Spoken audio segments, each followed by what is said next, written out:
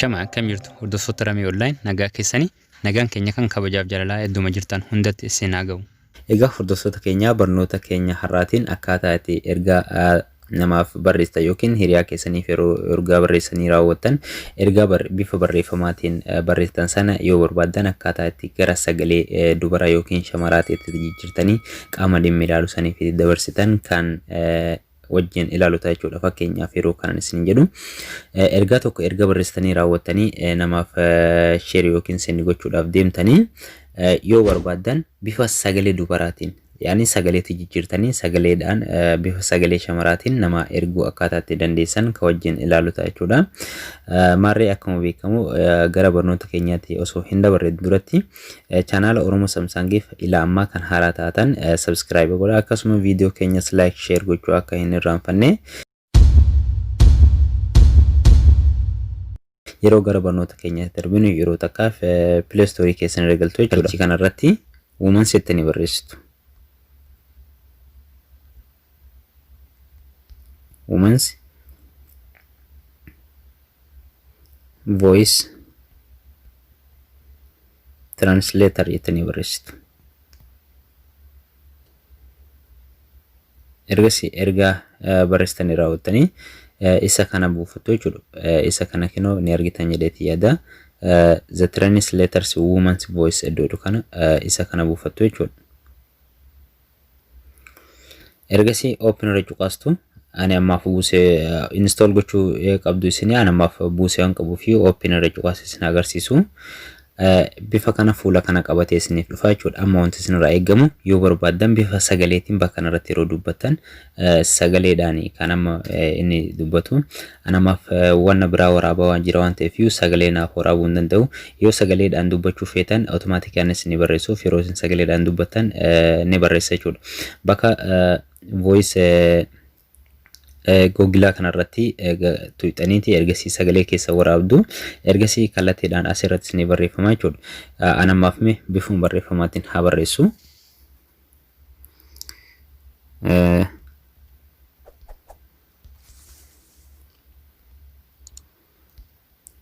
How are you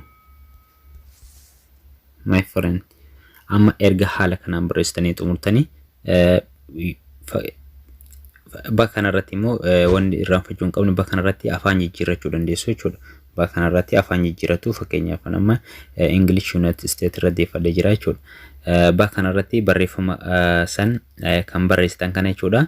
Iddoo kunoo isa jalaa kanarratti argitan kanarratti barreeffama kana dubbisuudhaaf yookiin dubbisuudhaaf iddoo kanarra cuqaastu sagaleedhaan isin dubbata jechuudha. How are you, my friend?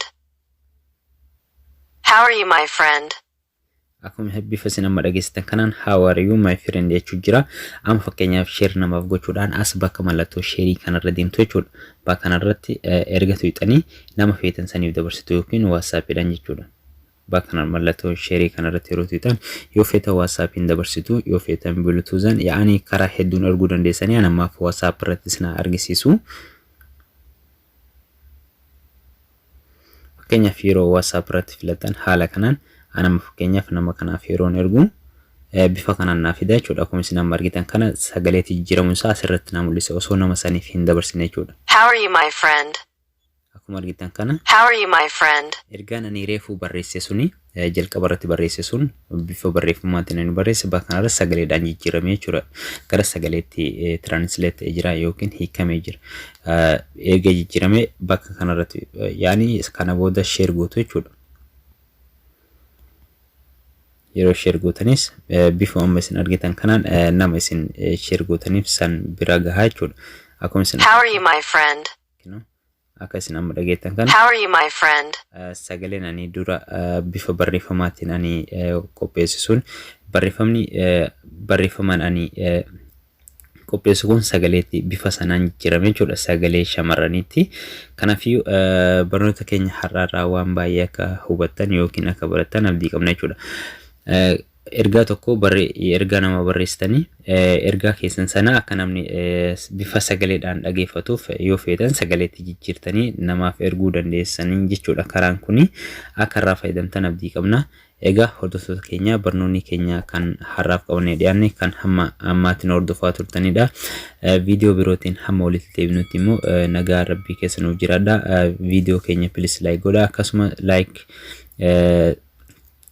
subscribe like gochuu akka hin irraanfanne jecha barnoota keenya isatti aanuun hamma walitti deebinutti nagaan nuuf jiraadha.